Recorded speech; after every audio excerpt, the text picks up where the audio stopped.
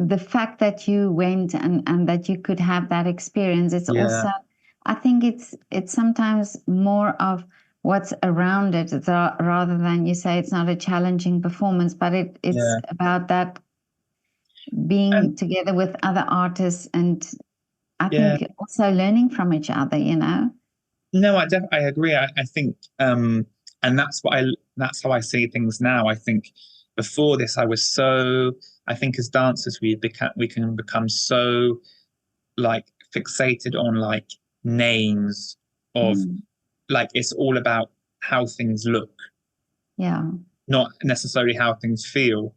So yes, I think when I was younger, I wanted to work with this person or this company or this and this, and I was so insecure about wanting to show people how things looked as opposed to how I felt. Now, I'm not saying that my old experiences weren't good; they were so good, but I think also at the time I probably wasn't.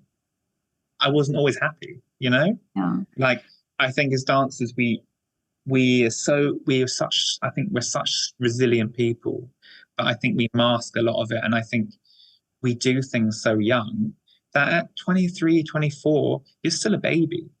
Exactly. And And yeah, yeah, and sorry. isn't it like you said there, it's sometimes about the names, or the bar is so high, you know, and it's like everybody's striving to Yeah, be in the Royal Ballet or in these huge yeah, companies, yet not everybody is supposed to be there, and there are so much more around dance than just these huge companies, you know. So you cannot dismiss that these other experiences are also very valuable, and yeah. also for the people who's watching it.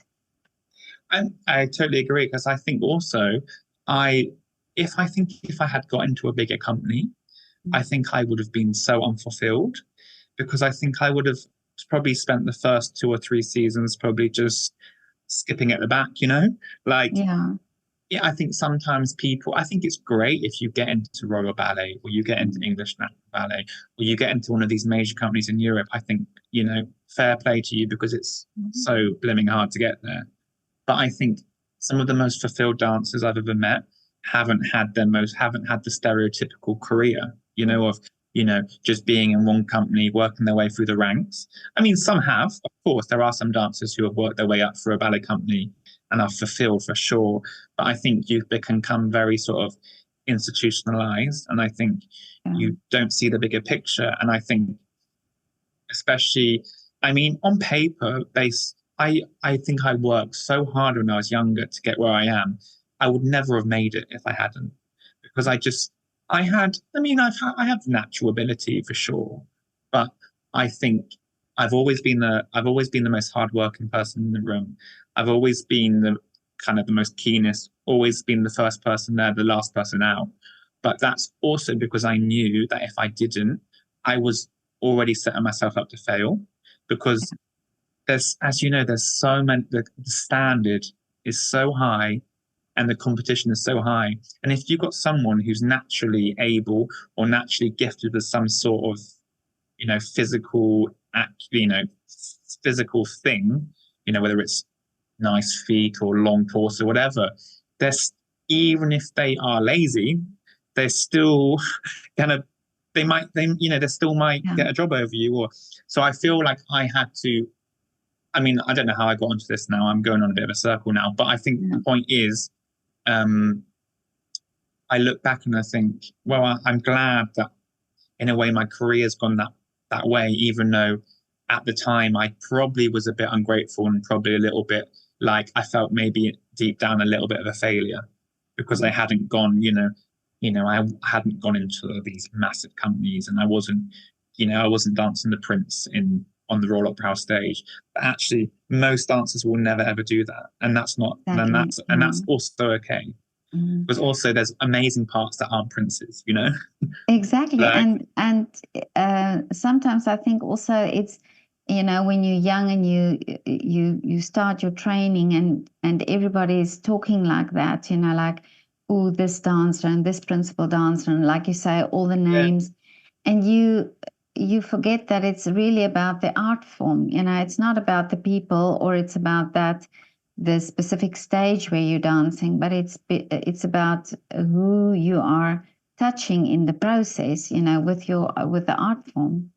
I just completely agree, because I think also people put so much emphasis on, again, it goes back to my point of like status.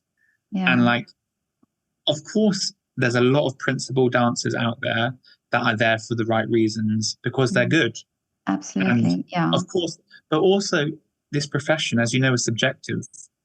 So there are going to be dancers out there who have the capability to be a principal dancer that may never get to that, may never get to that. There's probably some, I hate to be controversial, there's some principal dancers out there who might, in some people's opinion, not be where they, do you know what I mean? Like, I know it's what you such mean. Yeah. and it's such a subjective form and art form in itself.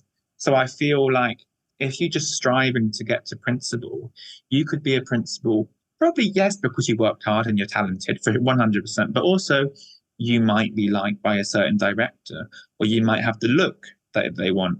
Or, there's so many different factors that's not your ability, Like this, like I know fantastic, beautifully classically trained dancers who won't get into some of the major ballet companies because of how they look physically, or do you know what I mean? Like there's so many, I know exactly. and like, Yeah. and now I teach more. I see that. I see really good classically trained dancers that don't even want to be classical dancers.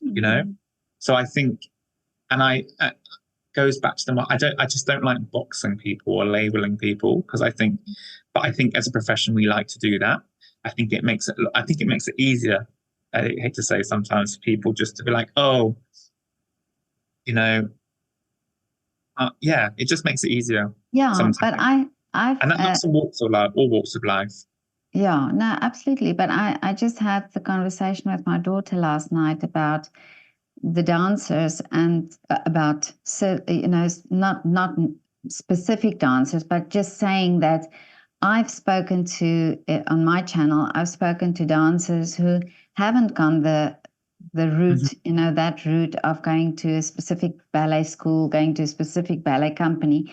Yet, just in conversation, you sense their love for dance. You sense their absolute passion for creating, for the whole art form, and that also made me realize that everybody has their different route, and you have to be on that path to to be there for a specific reason. So yeah.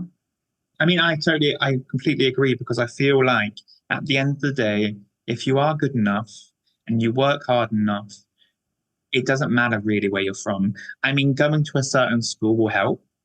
Knowing a certain person will help. That I'm not going to sugarcoat that, of course not. But I think, like, I'm exhibit A of someone that, yeah, I had a good training, and I had some good people around me. But also, if you want, I truly believe that if you do really want something, you'll get it. And you just have to, and you have to be just tough. You have to be basically as tough as old boots. Like, I think honestly, a lot of my achievements have literally been just resilience. I think you have to be resilient. There's no way. And I think nowadays, I think it's great that we are taking a more holistic approach to training, for sure. And I fully support that. But I also think that, like, we have a duty of care to basically say to dancers now, like, it's tough. It's tougher than ever. Competition's higher. There's less jobs. We've got Brexit. We've got COVID. We've got a war in Ukraine. We've got war in Middle East. Everything's unpredictable. So there's less work. And I think we have a duty to basically give them the tools to be resilient, because at the end of the day, we can change the industry all we want and make it a nicer, more compassionate place. But you basically have to be tough. It's like sport. Yeah. At the end of the day, you can get all the sports psychology in the world, but at the end of the day, if you want something, you just have to basically be as hard as nails.